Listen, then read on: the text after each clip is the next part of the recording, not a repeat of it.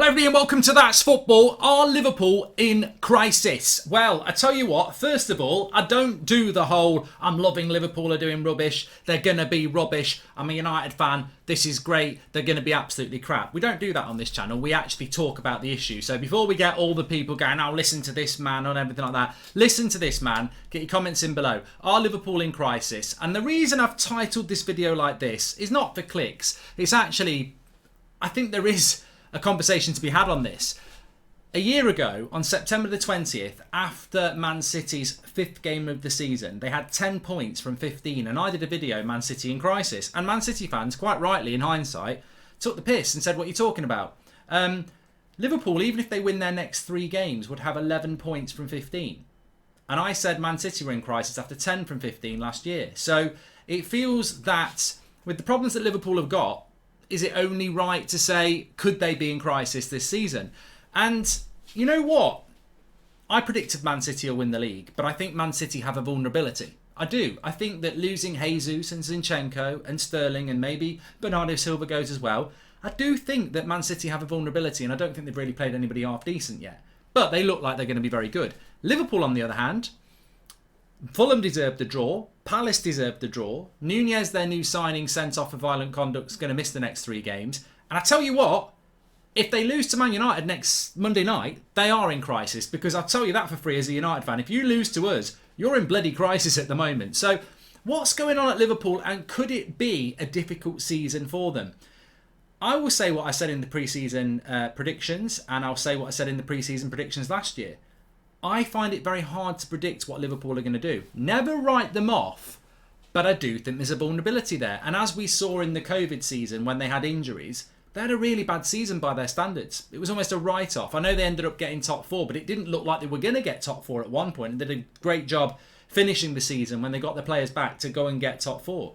So I think with Liverpool, no, write them off at your peril. But it's also very... It's not ridiculous to say they could have a season where it's not as good as previous seasons. And Mane's a factor. I want to talk about that. But also, they played every game possible last year and ended up with the Carabao Cup and the FA Cup. Now, I think Klopp is one of the best managers in the world. And I think those Liverpool players have earned their right to be considered some of the best players in the world. And there is no doubting their mentality. Because to go on, I mean, they got the Champions League final, the Carabao Cup final, the FA Cup final, and went to the final day on the Premier League title. They could have won an undisputed quadruple. They ended up with 2 trophies. That has to take a big mental strain on that team, though, and also a big physical strain on that team. And with the World Cup coming up as well, I wonder if there is a bit of a case to say that are Liverpool capable of doing that 2 seasons in a row? Is this going to be a bit of a drop-off season for Liverpool? And by a drop-off, I mean comfortably top 4, probably the closest competitor to Man City. But can they go and do what they did last year, especially when they don't have Mane? So I do think that there is a question mark over Liverpool this season. And I must admit, their start to the season has been surprising. But having said that, I don't think their vulnerabilities are any different to Manchester City's. Haaland, Nunez, a few players going out of Man City. Look, Liverpool have never had the squad that Man City and Chelsea have got anyway. I think one of Liverpool's vulnerabilities and one of the amazing things that they did last year is that they can play every competitive game possible with a squad that really, you can see that midfield hasn't got a lot of depth in it, and you can see that the front 3 doesn't have a lot of depth in it. But I want to talk about Mane first. I think any team that loses Sadio Mane is going to feel it. But then last night, against Crystal Palace, Diaz was the best player for Liverpool, and he's playing in the Mane situation. So how do you say, well, they're missing Mane, but then Diaz has been one of their best players in the first 2 games and has been a brilliant signing playing in the Mane position? So the drop-off and the miss is not that big. I actually think their big problem at the moment is that Salah has started the season quite quietly, and I would query why. He could have scored a couple of goals last night. He had chances, but he was out of the game a lot. And he was out of the game a lot against Fulham. And that was something that really stood out to me, is that Mo Salah, he's always capable of scoring a goal, but I didn't feel like he was in the game as much as he should be. And is that because Nunez is the problem? And I'm not saying he's a bad signing, just a new signing. And they've got to learn to adjust to that. I actually think if on Monday night at Old Trafford, Firmino or Jota were back fit, you'd probably see a better Liverpool than we saw against Fulham and Palace. Because at the moment, it's taken a bit of time to adjust. And also, I really think they should have bought a midfielder. I looked at that midfield last night. What was it? Harvey Elliott, Fabinho and Milner. And I'm like, you're going to fancy your chance against that. Crystal Palace are going to fancy their chances. If it's Thiago, Henderson and Fabinho, you're probably thinking, bloody hell, we're up against one of the best midfields in Europe. But Milner, Fabinho and Elliott, and you think, you know what? Not that they're bad players, but it's not Thiago and Henderson with Fabinho. So I think that Liverpool really should have gone and bought a midfielder. And that's as an outsider looking in. I think there's a vulnerability to Liverpool's midfield because Thiago gets injured a lot. I know they've got Naby Keita, and I know they've got a few injuries with Oxlade-Chamberlain, etc. But I just think that there are... Look, Barellas and Bellinghams of this world are difficult to go and get. But Yuri Tillemans at £25 million, he'd run to Liverpool compared to going to Arsenal because Liverpool is a better club at this moment in time. And I think Yuri Tillemans would be perfect for Liverpool, especially with the 5 subs rule.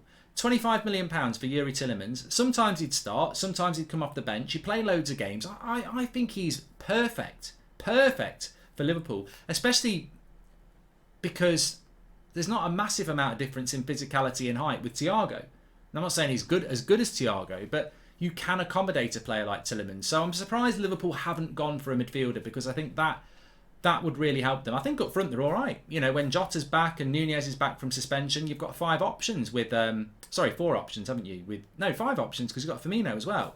So Jota, Firmino, Diaz, Salah, Nunez, you've got 5 options there. So I think Liverpool are all right there. Centre-back, they're a bit unfortunate at the moment with all the injuries they've got to Matip, Konate and Gomez only coming back. But Phillips is a problem in a high line as well. You're gonna, it's like Harry Maguire in a high line. They're just not suitable for it. And why should Klopp adjust that? But Phillips obviously was a bit of a weakness there, and that's where the goal came from. So I don't think it's crisis for Liverpool, but it would be if they lost to Manchester United. But what I would say is, what is a crisis for Liverpool? Well, a crisis for Liverpool is not challenging for the Champions League and not challenging for the league, because that's where Man United were 10 years ago.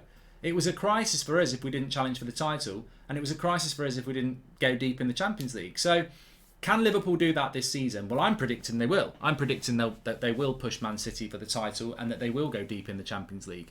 But if they were to drop more points against Manchester United, then you would have to say that, even if they draw with United, 3 points from 9 when you've played United, Palace and Fulham, that's not excusable.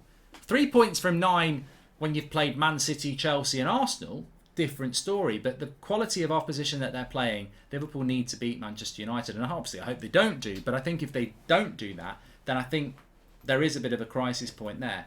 But having said that, it depends on what you describe as a crisis. And I think with Jurgen Klopp, you've got one of the best managers in the world. You've got one of the best goalkeepers in the world. You've got 2 of the best fullbacks in the world. You've got one of the best centre-backs in the world. And to be honest, Matip and Konate ain't bad either.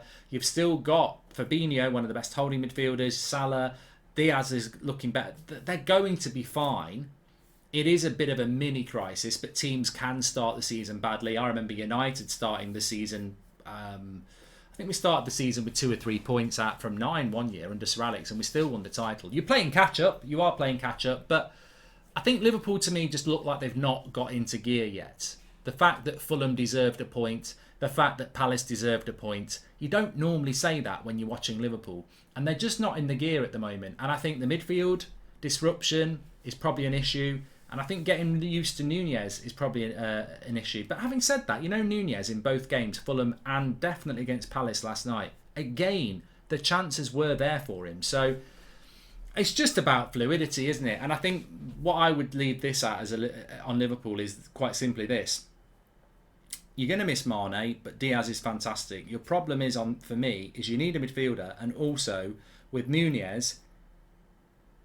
of course it's going to take time. You're not going to bring a player in from anywhere and they're going to work straight away. It very rarely works like that. So I expect Liverpool to bounce. I suppose the only concern for Liverpool fans is how long does it take to settle, and how far are you going to be off City by the time you do? And that Man United game next week is big, because trust me, if you do lose that, as a Man United fan, you are in crisis if you lose to United because we're terrible at the moment. Anyway, get your comments in below. What do you think about Liverpool? Is it a mini crisis? And what do you think for them for the season? And what do you think the issue is at the moment? Why are they not firing on all cylinders? And when will they be? Get your comments in below. I'll see you on the next one. And make sure you smash a like on the video and subscribe.